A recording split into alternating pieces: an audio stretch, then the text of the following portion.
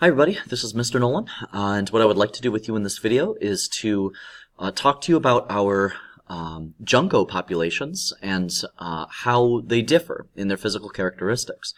So earlier we talked about how the environments actually differ, the UCSD compared to the mountains. We did look at that, but at the end of that discussion, I posed the question to you, well, let's think the same thing about our birds. How are our birds actually going to differ in these characteristics? And so the characteristics we're going to look at today are wing shape, tail length, amount of white on the tail, and breeding patterns.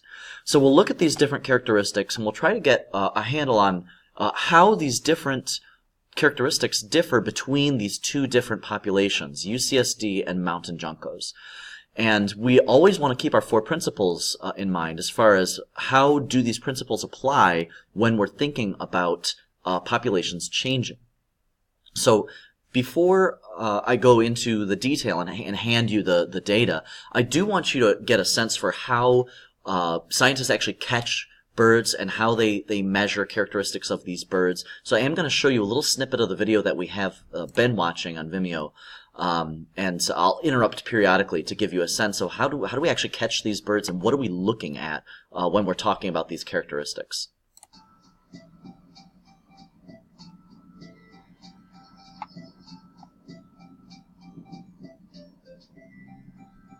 Starting in 1998, UCSD graduate student Pamela Yeh led a team of student researchers that first studied the campus juncos intensively, capturing, color banding, and following each and every individual junco in the population for nearly 6 years.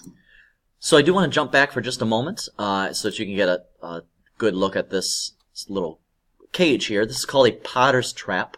And the way that this trap works is that you might be able to see there's these two little doors that you can kind of see on either end. And when the junco flies in, you can see that one researcher placed some seed down here in the bottom of the cage. When the bird flies in to go check out the seed, he perches on this door for a moment, and it actually slams the door shut behind him. And so what happens is now he's stuck inside of that cage, and now the researchers can reach in and gently grab him and actually handle him. I also want to draw your attention to this student who is handling this bird. What she's doing there, it's kind of hard to see, but she has what kind of looks like a pair of pliers right here.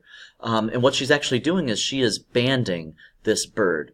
And what that means is that a band is just a little piece of metal. It's a ring of metal that a researcher can place on the ankle of a bird. It's a little bit like an ankle bracelet. And what that band is good for is that, for one thing, if you band all the birds that visit this one location at the UCSD campus, it's very easy to tell, even from a distance using binoculars, it's very easy to tell whether or not that bird lives there or whether it lives up in the mountains. If it's got a band on its leg, you know that you caught it there and that it probably lives there. Now, the other thing that you can do is you can track the birds over time. That if you catch the same bird over and over, and you take a look at his leg band, you can get a sense for, okay, how often do I catch this bird? Where do I catch this bird? Maybe you can, measure how he's growing and whether he's healthy or not. So let me kind of show you a more sort of close-up view of what one of these bands actually looks like. So here's an example in which it appears that we have a gray catbird, and you can see this little colored band on his leg. And so that's what these researchers are actually also doing with the juncos. So they're doing that so that they can actually keep better track of them. Alright, so let's go ahead and continue for a moment. The research continues today, with teams from both Indiana University and the University of Chicago collaborating on recent studies. Compared to working in remote locations, field research on campus can be more convenient, but So I'm going to interrupt her for a moment. This device is called a mist net. And so it's called that because it's so hard to see if you're a bird flying around that by the time they actually notice it, they run into it. They fly into it. So the bird will actually fly in right into this net, and actually get caught, sort of tangled in it. It doesn't hurt the bird as long as you get the bird out of the net right away. But this is actually one way that they will actually catch birds, is they will actually set a net out, maybe next to a nest or by a food source, and the bird will actually fly right into it.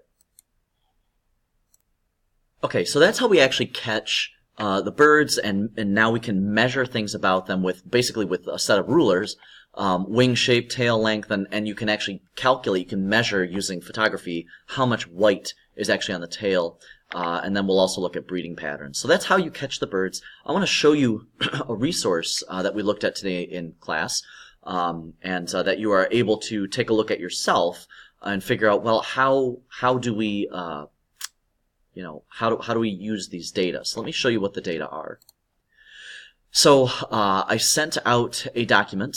It includes this little reading, which gives you an idea of kind of how the researchers do what they do. It kind of covers what we saw in the video. And there's also a few pages of data. This is breeding data. This is wing size and tail length data. And then this is the percentage of white on the tail data. And so I do kind of want to zoom in a little bit on some of these. I sent these out, and what I would like you to do if you were not here, I want you to look at the data, and I want you to try to get a sense for how do the UCSD birds compare to the mountain birds, and how do males compare to females. Now, we graphed them in class. You don't necessarily have to graph them at home unless you would really like to. But if I zoom in a little, I want you to kind of understand what it is that we're looking at. Like, what really do we mean when we say graph the wing size or graph the tail size? So this here is our table for wing size.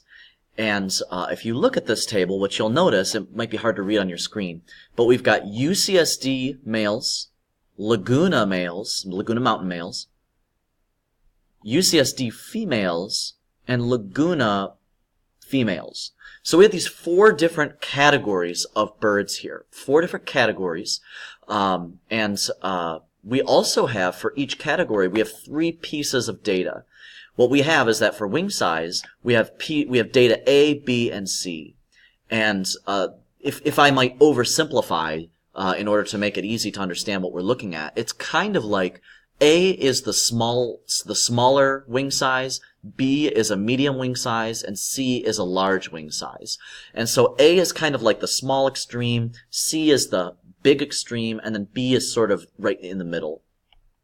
So what we can see is both, okay, how, for this group of birds, so the UCSD males, how small will their wings get, and how long will their wings get, and what's the average wing size?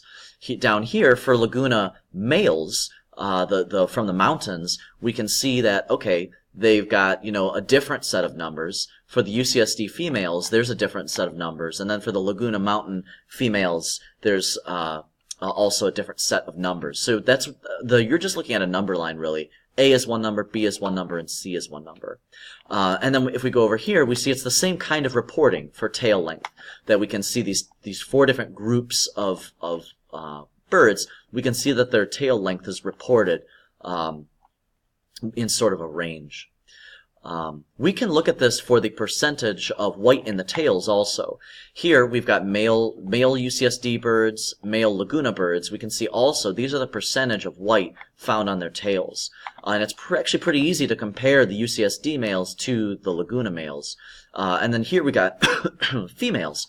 How do the UCSD females compare to the Laguna females? That's also pretty easy to see how they compare.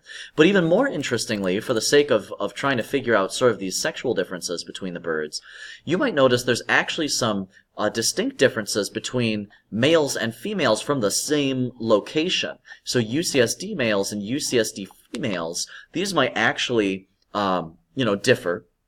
And that's important for us too, is not just to tell how the birds from different locations differ, how do the different sexes differ, especially if tail color or maybe tail size or wing size affect reproduction.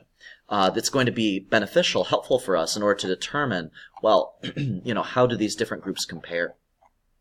Lastly, I know I mentioned this at the very beginning, but there's also data here for breeding, the amount of breeding that we see happening between the UCSD birds and the mountain birds. And so I'm going to zoom in on this one a little bit also.